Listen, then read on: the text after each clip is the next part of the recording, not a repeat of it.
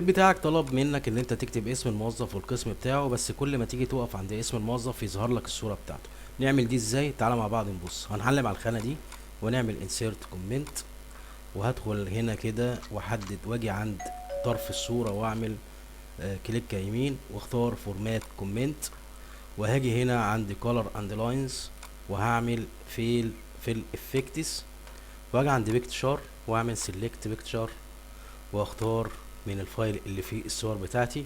ده استاذ ايمن جمعة. هنختار من هنا كده ونعمل اوكي. اوكي. لو جيت وقفت عند ايمن جمعة كده يظهر لي الصورة بتاعته. ايهاب عبد الحكيم هنعمل نفس الموضوع، ندخل على insert comment واقف على الطرف كده واعمل فورمات كومنت، وادخل عند color and lines واختار fill effects واختار picture select picture استاذ ايهاب عبد الحكيم، نعمل اوكي. اوكي بالشكل ده. لو جيت وقفت هنا على الاسم هيظهر لي الصورة، وهنا على الاسم هيظهر لي الصورة. ده كان موضوع حلقتنا النهارده، ارجو ان يكون الفيديو عجبكم. ما تنسوش دعم القناة بالاشتراك في القناة وتفعيل الجرس عشان يوصلكم كل جديد. ما تنساش تعمل فولو. السلام عليكم.